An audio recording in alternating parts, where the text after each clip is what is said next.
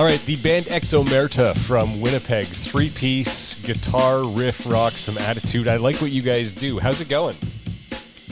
Good. How are you? Excelente. Yeah, real good.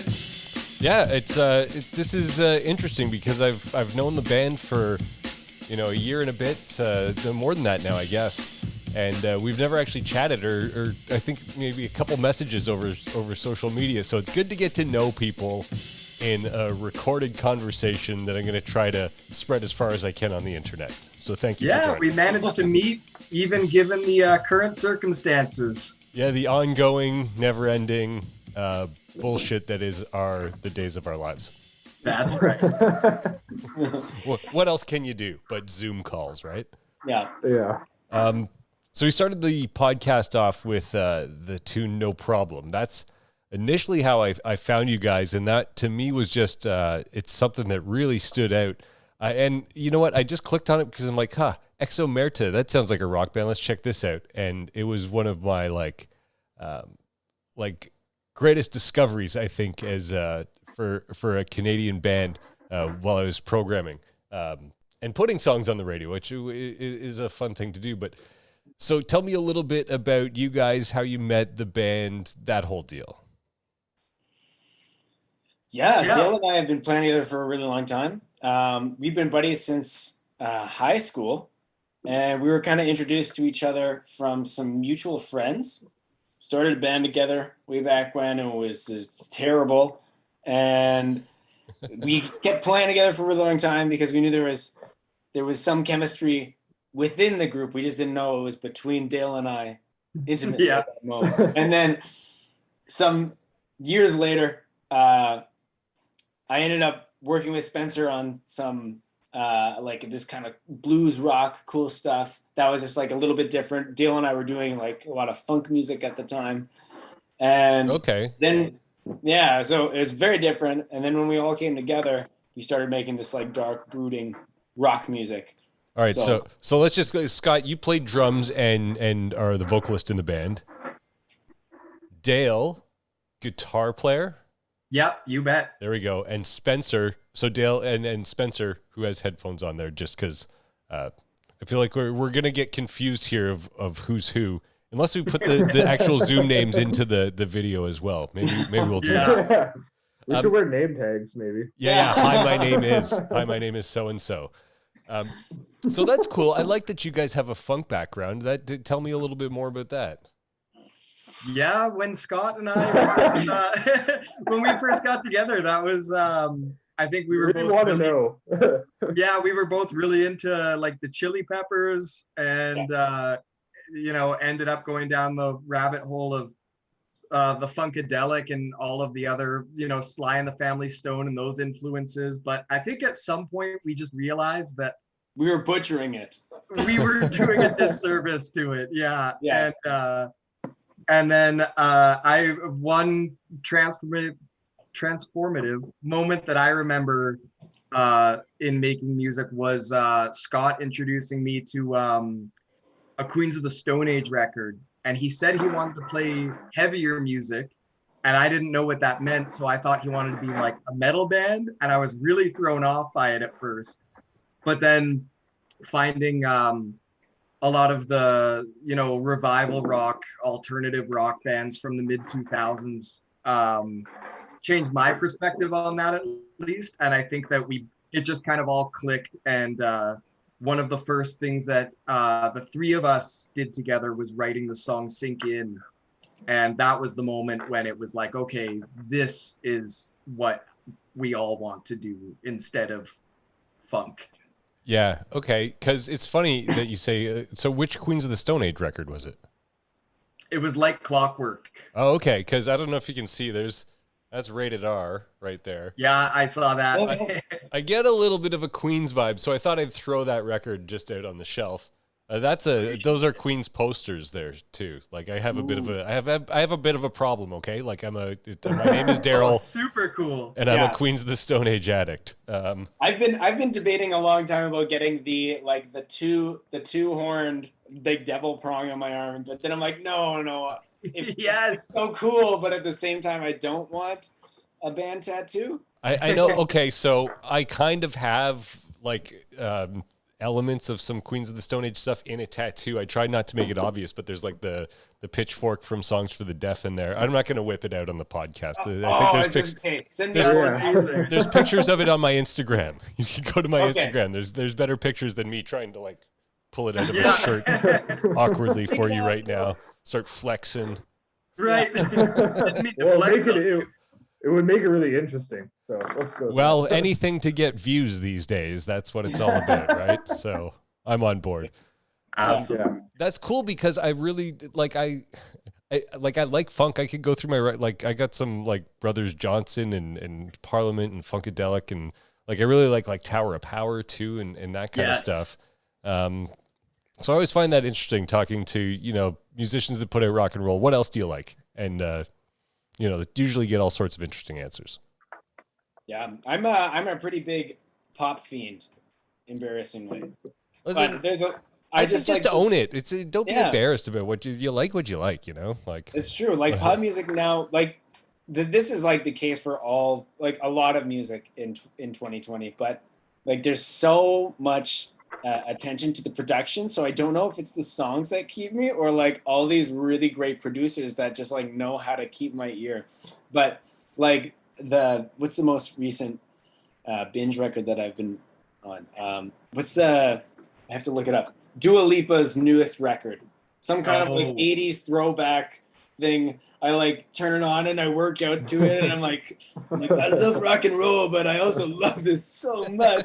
There's a lot of that going on right now, though, too, because I know that the Weeknd had a massive single that was very kind of 80s sounding, you know, where the beats are a lot more simple. You know, there's some synth in there. Arcade Fire have had some stuff that's a little bit 80s sounding as well. Royal Blood's putting out a disco record. Yes. Oh no, is the rest of the record gonna be like that? Yeah, Josh Homme produced though, so yeah. Okay. It sounds like it so far. All disco. Those are weird songs though. I'm liking them like more and more as I listen to them. Like my initial listens, like I don't like this, and then now I'm like listening to it all the time. I felt like that with Troubles Coming, like the first one. At first, I was because I was expecting the raunchy kind of riff rock, you know. Yeah. And I know what you mean. And that was very danceable, which I dig that too. But I just had a different expectation from it. But it grew on me for sure. Like you hear that song, and you find you're just like nodding your head and speeding, you know. Right.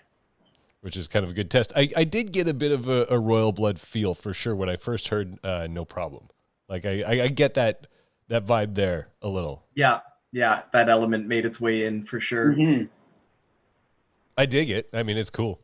That was it. I love that. We love that band. There's no denying that Queens of the Stone Age. Arctic Monkeys was a big one too. Their AM record was huge for I think all three of us. I'm not too sure. Yep. Yeah. You guys were actually the ones that introduced me to Arctic Monkeys in their entirety. and I'd Oh, never even heard of them before I joined the band. And they're like, you have to check these guys out. And we ended up covering a few songs, and I'm like, oh, this is amazing.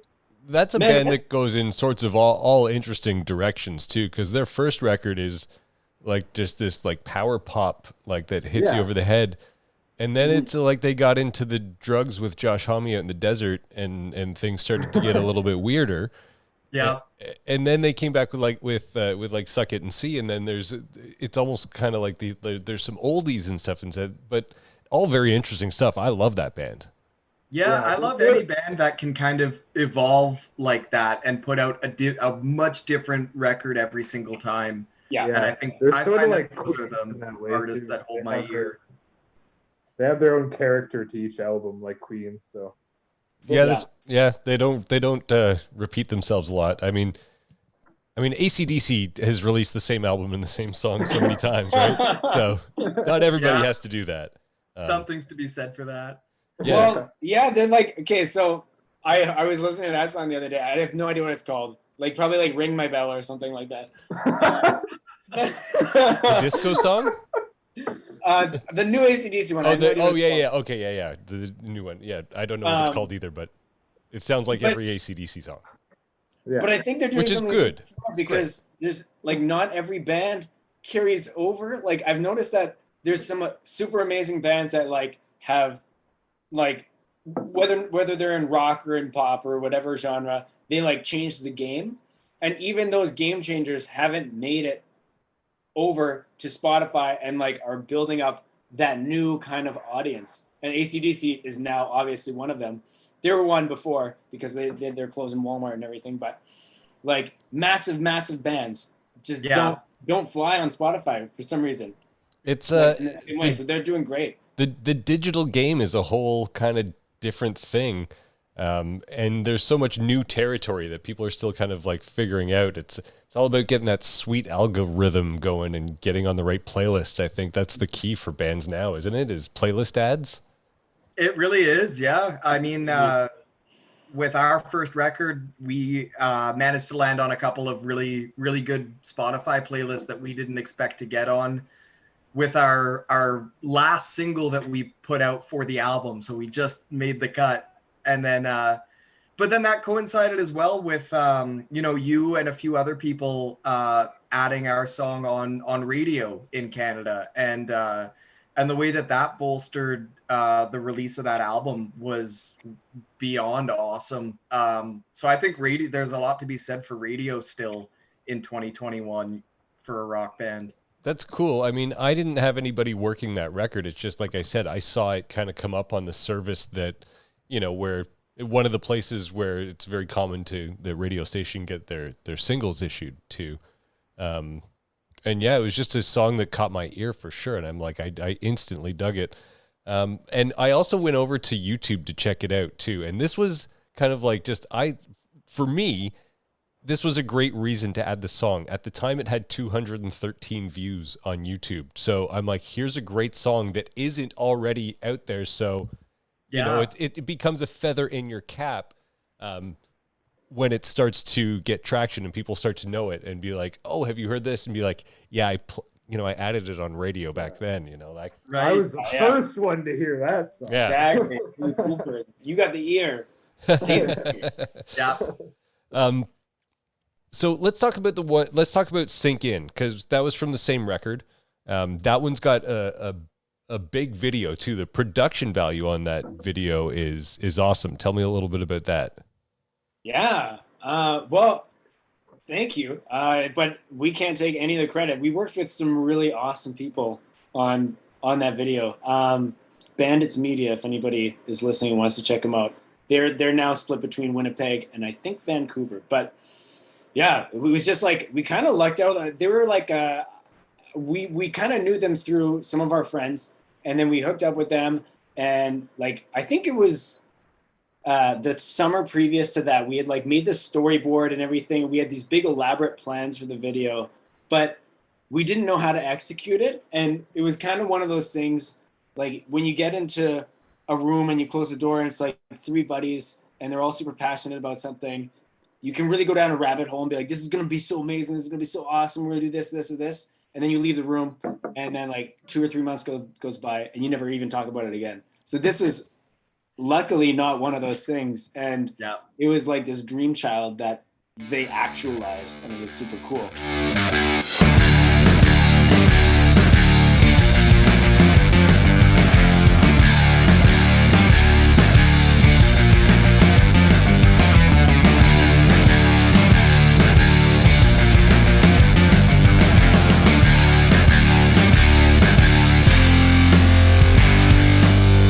I'm out of focus.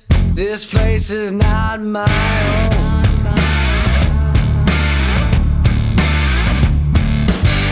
If I sink into this madness, you'll swallow me whole.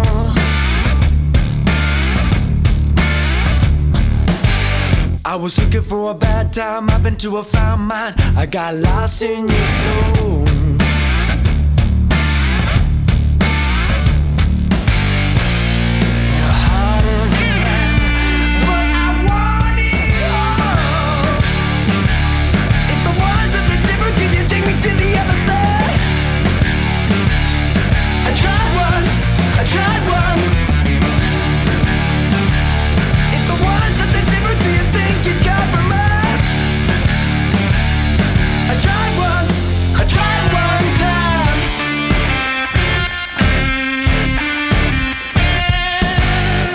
Pull me in, I can't take this, I start to slip.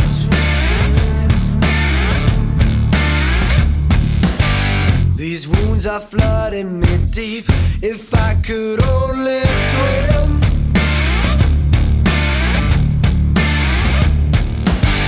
I was looking for the bad side, I've been to a found mine. I got lost in your swoon.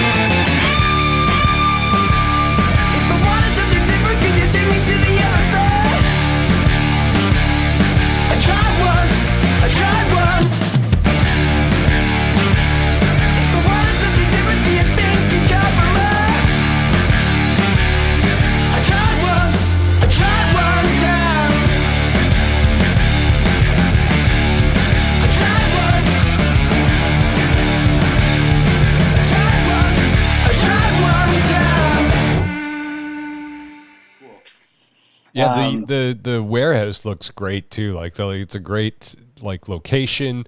It's kind of creepy. You're trying to figure out what's going on, and it looks cool too. Like it looks really. Yeah, I'm pretty sure it was an old fur factory. Someone correct me if I'm wrong. But Yeah, I think you're right. Yeah, a fur factory. So like like where they would skin animals and stuff like that. I think like where they made them, like the stitch. Yeah, I think Okay. they definitely treated the fur there. I don't think they skinned animals there. Okay. Oh yeah. Not that I know of. Well, it just could looks have like fooled me with the smell of it. it looks like a dirty warehouse where like you throw like a rave or something. That's what you know. Absolutely. That too. That one got up to. I mean, there's one that caught the sweet algorithms though, because I was going through your YouTube page. That one's just like pushing 75,000 views now. Yeah. Is that something that you kind of had expected? Not really. I mean, like we pushed it to the best of our abilities, but I didn't think that it would do that, which is really cool to see. And I I do check on it every once in a while and see it, going up still, and I'm like, that's really cool that it's still getting some attention, even though it's a few years old. And in the modern era, a few years old is decades old now. Mm-hmm. Well, that's true, but some bands do go back and re-release an older song that, like, it's not that uncommon. Like, I was just talking to the guys in USS and the first episode of this season of the podcast, and one of the songs on their new record kind of caught my ear. I'm like, oh, this one, like, I really dug. And they're like, yeah, we already released that as a single back in, like 2 years ago, and it kind of fizzled out, but we liked the song and it fit the record, so they just re-released it on the new record too. So especially as an independent band, as things start to grow for you guys, I think you could definitely kind of, I mean, you got okay, so here you've got one record. I know that you're going on and you've done the second take, which is a stripped down version of that record, but how many songs are there that you guys haven't released? Do you have a well of Ømerta songs? There's a lot. There's a lot. Yeah. Yeah. Innumerable is a good word for that, I guess. Okay, well, that's good. That's a good thing.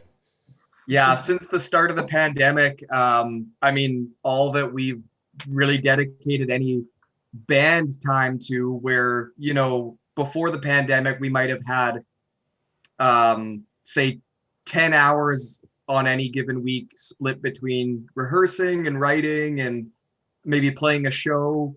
But right now, I mean, all of those hours are just writing. And they have been since March, for all intents and purposes. And so, yeah, we've ended up with a pretty vast amount of songs to pull from, and trying to qualify everything and see how it could all be released. That's cool. I mean, are you guys able to, throw like guitar licks around and add to it? Are you doing that? Like, Yep. Yeah. So we kind of just like recently transitioned into that form of writing. Before, we were always doing the in the room thing, and you're kind of like going off what feels good and kind of what sounds good in the moment. And like the first record was really like lightning in a bottle, to steal it from Dale, in terms of like how much, like, it was like a super focus, like everybody was there, everybody was present. It was the three of us, it was a producer, and we were able to get all this great stuff done in a very short amount of time. But it was all really super raw, and like we were intimately tied to our instruments, I think. But now we're like getting super, we're getting a little bit more techie, I think, about it, and writing at a distance, and it gives us a lot more time to like reflect on everything and refine everything. Maybe to some, probably over refining on some songs, and then for some other songs, like we're getting them to this point that they never would have been able to get to if we did it super quickly. Yeah, because you're then out trying to play as many shows as you can. Your attention is just channeled into other places. Exactly, yeah. Whereas the pandemic gives you some opportunities that wouldn't have really kind of come up in ever. It's true. Yeah. The writing is like a silver lining, at least for the band's history to the pandemic. I think it's definitely been good for it. And I guess now you see a lot of animated music videos coming out. I guess that's the way to move forward. Is I love you guys just took a sip of beer and sync there, right there. That's awesome. Because you've got to have it's all about content, right? So do you plan to just do videos for a couple of singles? Like, have you got that stuff prepped out that far ahead? That's a great idea. Yeah, we've got a few different ideas floating, but we haven't settled on any particular concept yet. But once we do that, we'll just probably put all of our ultra ADHD minds into focusing all of our time on making the video part happen. So when does some new Omerta rock and roll see the light of day, do you think? Ooh, let's give ourselves a deadline here, boys. Let's give it here we 2 go. months. We're gonna No, I don't know. We're gonna arbitrarily assign a date so that we actually haul ass. Because He's looking at a calendar right now. I am. Well, it can be spring, summer, fall, or whatever. Yeah. I mean, you don't have to be like, we're gonna on August the 23rd. We're Scott, bring up the idea. spreadsheet. Okay, I like the spring idea. What do you guys think? Spring sounds good. Yeah, we have May. Yeah, May seem like it. Oh, maybe May. Maybe definitely June. all right. So it's not that okay. That's good. It's not that far off. But that's the thing. You can just do it a song at a time now, too, right? Like you don't have to put out an EP. You don't have to put out a record. You don't. I mean, That's the kinda what I whole was traditional gonna get rule to. book I is mean- now just thrown at the window. It seems. yeah. Like we've got a well of songs that we can draw from for a really long time, even if we wanted to put out, a song every month or every 2 months at this point. If we were to start releasing that way, there would be a long period of time of releasing songs right now. So I think that's ultimately probably the loose plan. And hopefully, I'd like to start that up around May. What'd you say, Scott? May the 10th? Yeah. Oh, that's my dad's birthday. Sure. May 10th. Happy birthday, Dave. Well, that's cool. That my dad's birthday is May 8th, so it's like 2 days after that. Do we have the same dad? No. We brothers. I'll just shift gears after that. You guys did an acoustic version of the record called Second Take. And I like what you did with this because sometimes, and I've seen this a lot from working in radio stations, is sometimes bands will come in and you always ask, okay, interview, will you play a song? Sometimes they will, sometimes they won't. But if a lot of the bands that play a song, they'll just kind of belt it out as if they're just rocking on the acoustic guitar, which sometimes works and sometimes sounds weird. But I like how you guys reworked the songs. Yeah. It seems to do that. So kudos to you for doing that. That's cool.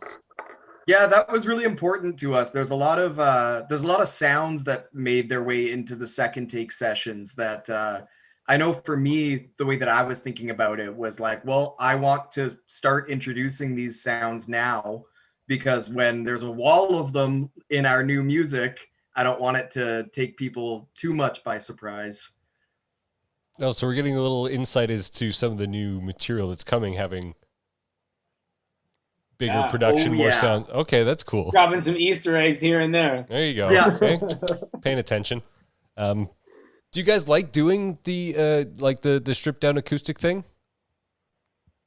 Yeah, it was really different. I think it challenged us in some unique ways that we weren't challenged by, we never really We're had just to really good and we don't get challenged. Yeah. We're so good that it doesn't matter. No. And humble. Yeah. And good looking. Yeah, all those things. Like, to take like a song that we normally just like, oh yeah, just scream in the chorus and like play harder or like hit the drums, hit the crash cymbal. We like had to think about how to make songs. We had to use different tools in our tool belt, I think, for to keep the listener engaged in a way that we've never really had to as a rock band. But like maybe as a folk band, if we were a folk band or something, like we would already be really well equipped in doing that. So it was a cool way of writing or like reworking our songs, but also like developing this new sense of writing that we never had before. That sounds like growth to me. So that's probably a good thing. You guys are all pretty young too. Like are you guys all about the same age? How old are you guys? Yeah, 14. We're all the same age. 14. Yeah. 14. Well, you're drinking beers on camera at 14. You must be from Winnipeg. Yeah. I'm 28. I think everybody's 28 except for Dale. Yeah, I'm 27. For Dale. But he's gonna be 28 in a few Make sure months, you survive that, Dale. That 27. I know. Trust me. But all right, yeah, you guys are still like super young. You're not at the stage of your career where you're going to put out the folk record just yet. But I think anytime you're picking up skills, that's what being a musician is. Totally. Yeah, it totally is. Yeah, we dipped our toes in the water, but we're gonna go sit in the hot tub for a bit. There you go.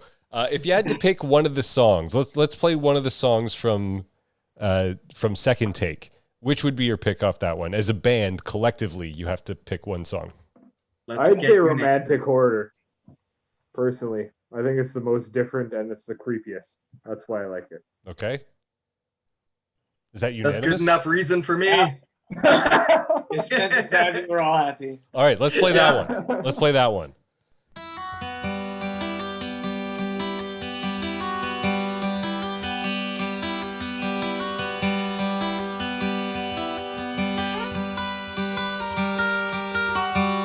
Feels like I'm coming undone. She's my favorite nightmare. I'm not getting no rest from the noise under the stairs. Vacancy has been lifted. She wants to have a fun. In all her lonely creeping, she's finally found someone. I'm waiting for you to show yourself. The cabinets are swinging, dragging sheets on the floor. Got chills, my hair is standing, breeze underneath the door. Laying down with the shadow, taking all of it in. Might as well take it all off. There's no way I will win. Everything's alright, I'm fine. Not terrified of the night, it's going down tonight. I'm waiting for you to show yourself. Romantic, oh, oh, oh, oh, oh,